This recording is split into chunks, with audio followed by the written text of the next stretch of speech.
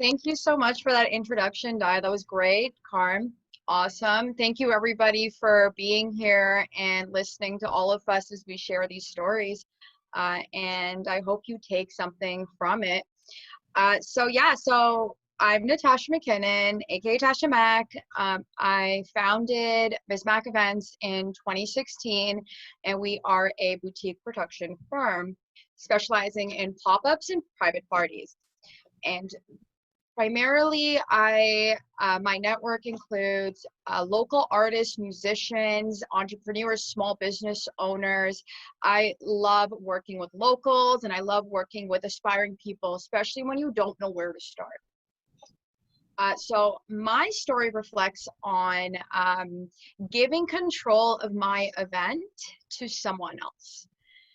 So it started out as when I first launched Mzmak Events, formerly known as Mzmak Entertainment. And I decided to throw my first concert at Rivoli, downtown Toronto, Queen Street West. And I themed it as a pop rock concert. I reached out to a really good friend of mine, KK, summer of 2016, and she was just looking out to come into the Toronto music scene. Originally from Vancouver, I figured, you know what, hey, do you want to headline my first event? And she was like, let's do it. So I was so excited, extremely happy that someone was so interested in helping me create my brand, as well as working with me. Knowing her for 2 years, worked together, traveled with her. We went out quite a few times, like all around the city. Like, this is awesome. Like, she is going to be such a great partner for me to continue on or even launch this journey. She's also mentioned to me that she worked with Little John in the past, and she also said that she's worked with Little John. She opened up for Lady Gaga's after party. And I was just like, this is pretty dope. We are going places. So as this was my first event, I had no budget. I relied on my word of mouth, my network. I relied on my personal social media, and I also relied on a lot of free platforms where you're able to post your event. So a lot of research to go as cheap as, not cheap, but just to go as inexpensive as possible. KK, having experience in the industry, she launched the Facebook event page, and she linked it to her fan page. And she also coordinated with Serge, the booking manager of Rivoli. And my responsibilities just included the graphic design, getting the posters up, creating that awareness, getting the stage plot, booking the supporting acts, getting the crew involved, like everything else that goes with a production. Now, as time went on, I noticed that there was a lot of friction that was occurring. A lot of like numerous backhanded comments. There was things like, Mzmak has a very limited network. Your marketing strategies are really weak. Your professionalism is out of line. Your ticket sales are really low. You have no experience. Like, I just started. And the cherry on top of it was that you weren't promoting the event like hard enough, right? So it was clear, right, that the partnership wasn't working. On Tuesday, what's it called? Woo! So on Tuesday, January 25th at 12 p.m., I get a notification from Facebook. So I open up the notification to see what it was all about, and the event was canceled.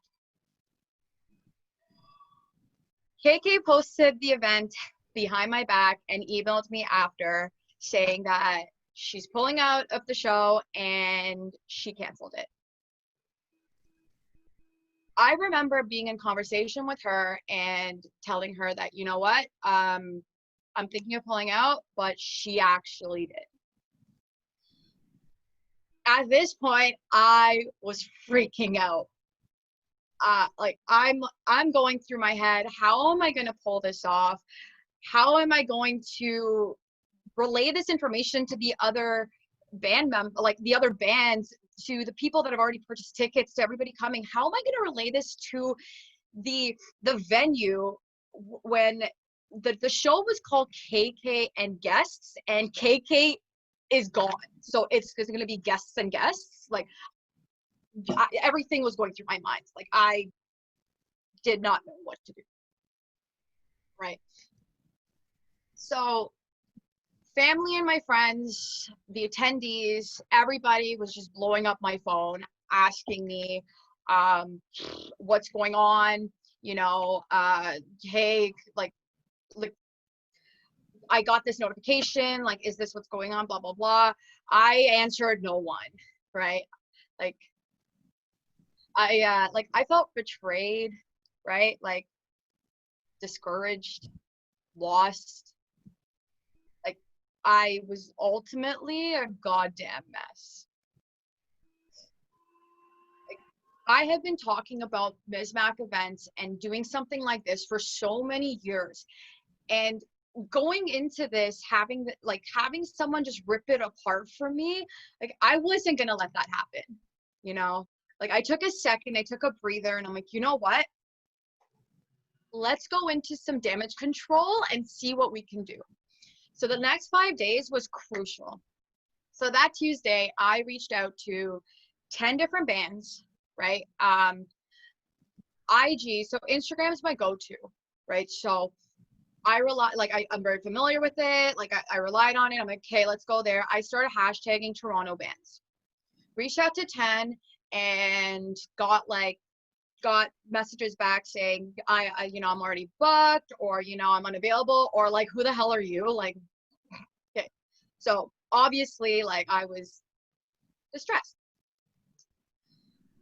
So later that evening, I actually got a response from a band, and they actually decided to use this hashtag for the very first time ever. Fate, right?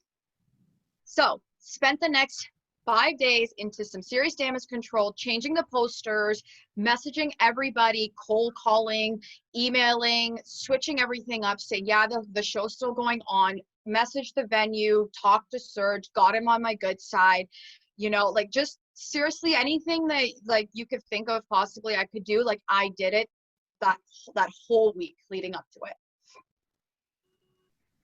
So I changed the supporting act out of loyalty to Satanic Mills. I kept Good Kid, who joined us as a supporting act. Sorry, I put Satanic Mills as the headliner.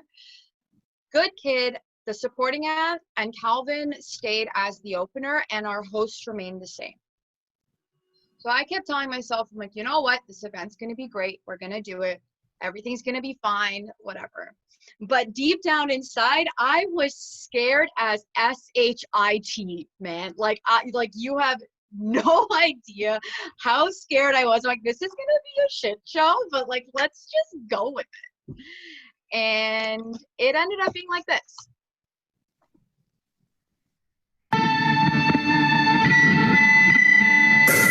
Last night I had a sex dream about you. You were unbelievable, it's true. Cause your hair was wet and your body too, and you wanted me, and I knew kung fu. Last night I had a sex dream about you. Last night I felt your presence in my mind. And if you want, you can stay there all the time. So yeah, I guess it was alright. No. Yeah, so yeah, pretty awesome. Like the house was packed, vibes were great, everyone was jamming, like, you know, good vibes only. Like, you know, I always say this, I'm like, you gotta work with that connection. If you feel it, like it's gonna happen, right? So yeah, I learned that. I learned a lot of things. I learned you know, consistency is key, contracts are key. Take control of your own event, honestly. And musicians, you're there to perform. You know, like crew members, you're there to, you know, play a role. Photographers, do your photography. You know, videographer, you do you. Door rep, you stay there. Bartender, you keep pouring them drinks. Like, you know what I'm saying? Like, you gotta just keep going with it, and like you just gotta go. Biggest fact though is do your research, honestly, like hardcore do your research, because I also learned that later on that KK actually never really worked with Little John. It was a song sample. So as you could tell, like I was a kid, like I didn't know anything. So do your research and just stay consistent. And yeah, that's my story. So thank you guys for listening.